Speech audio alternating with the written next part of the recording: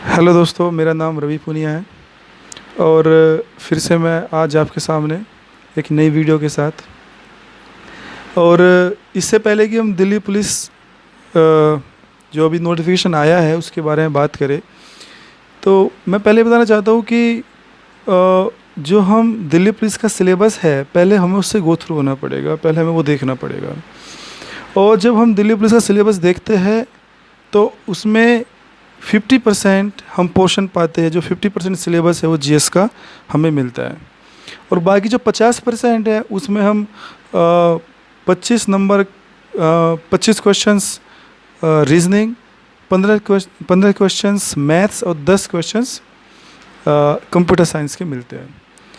तो कितना, 25, 15 और 10, टोटल 50 और 50 जीएस। तो अब देखोगे 50% जीएस दिल्ली पुलिस में आ रही है। तो वो 50% जीएस हमें कवर कैसे करनी है, हम उसके उसके ऊपर चर्चा करेंगे। प्लस हम देखेंगे कि हम तैयारी कहाँ से करें। और जब, क्योंकि आपको पता है जीएस का कोई लिमिट नहीं है, जीएस की कोई सीमा नहीं है, तो हमें सिलेक्टेड मटेरियल पढ़ना पड़ेगा, हमें सिलेक्टेड स्टडी मटेरियल को ही हमें उससे गो थ्रू होना पड़ेगा, वो पढ़ना पड़ेगा। और जीएस के अंदर हम कहाँ से शुरू करें उसके बारे में हम अभी बात करेंगे, और कौन से सब्जेक्ट से करें इसके बारे में बात करते हैं। लेकिन फ़िलहाल मैं आपको ये बताना चाहता हूँ कि जैसे नोटिफिकेशन तो आ ही चुका है और आपको पता है कि एग्ज़ाम भी राउंड द कॉर्नर है, तो हमें तैयारी में अभी से लगना पड़ेगा। और जीएस कोई एक दिन में नहीं आएगी। देखिए 50 क्वेश्चन है जीएस के, तो ये सीधी सी बात है कि हमें जो प्रायोरिटी हमारी रहेगी वो जीएस पर ही रहेगी। बट ये इसका मतलब ये नहीं है कि बाकी सब्जेक्ट्स को हम इग्नोर करें। जैसे मैथ्स है, 15 क्वेश्चन है, but we have to do that. Reasoning है, 25 क्वेश्चन है, लेकिन प्रैक्टिस हमें करनी है। लेकिन और 10 क्वेश्चंस कंप्यूटर के भी है, वो भी इम्पोर्टेंट, क्योंकि एक एक नंबर मायने रखेगा। और पता है आपको, आपकी बार cut throat competition is there in Delhi police. हर किसी की निगाह जो है वो दिल्ली पुलिस की तरफ ही है। अब ये है कि जो जीएस है, अब हम बात जीएस पे ही करेंगे। जो जीएस है, तो जीएस में हम क्या पढ़े और क्या हम छोड़े। छोड़ना भी है, सिर्फ सारा पढ़ना नहीं है। हमें जीएस में बहुत कुछ छोड़ना भी है और बहुत कुछ पढ़ना भी है। लेकिन जो हमें पढ़ना है दैट शुड बी सिलेक्टेड, वो सिलेक्टेड रहेगा। और जो सब्जेक्ट है, पहले जीएस के जो सब्जेक्ट हैं मैं उसके बारे में आपको रूबरू कराना चाहता हूँ। जीएस का जो सब्जेक्ट है आप उसको डिवाइड कर लीजिए, ज्योग्राफी, हिस्ट्री, पॉलिटी, इकोनॉमिक्स और करंट अफेयर्स। अब हिस्ट्री को भी आप डिवाइड कर लीजिए 3 पार्ट में, modern history, medieval history and ancient history. Geography को 3 पार्ट में डिवाइड कर लीजिए, इंडियन हिस्ट्री, जो world geography, Indian geography, world geography and physical geography.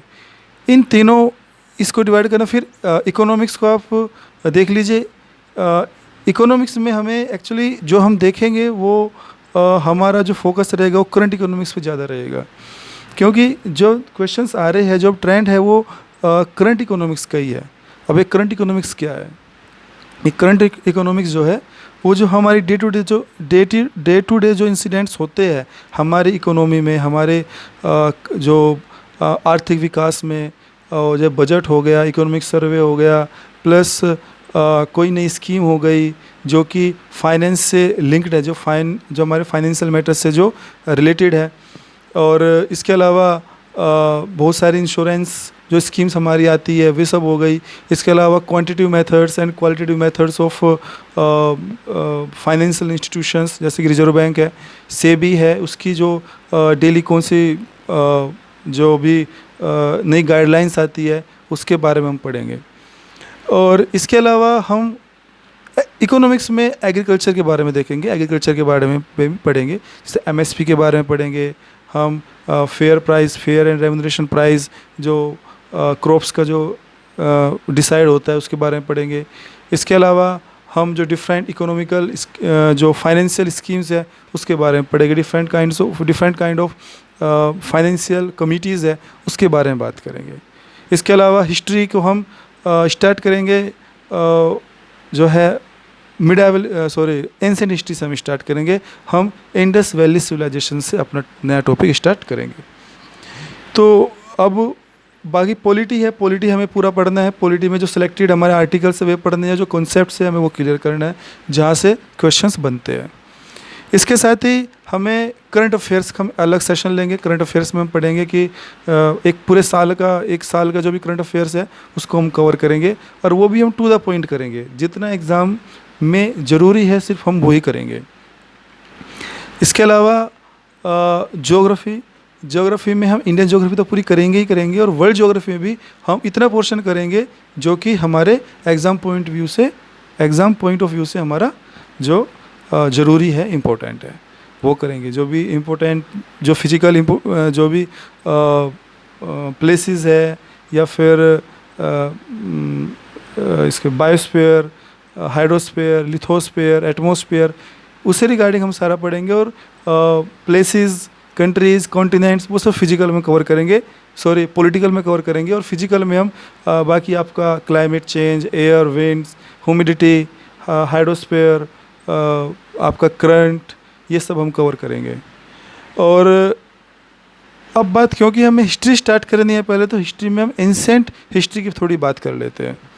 तो एंसेंट हिस्ट्री में हम इंडस वैली सिविलाइजेशन से स्टार्ट करेंगे, और इंडस वैली सिविलाइजेशन में हम से बाद में फिर आर्यंस पीरियड, वैदिक पीरियड, लेटर वैदिक पीरियड, फिर महाजनपद, डिफरेंट काइंड्स ऑफ जो डायनेस्टीज़ है उन डायनेस्टीज़ पर बात करेंगे।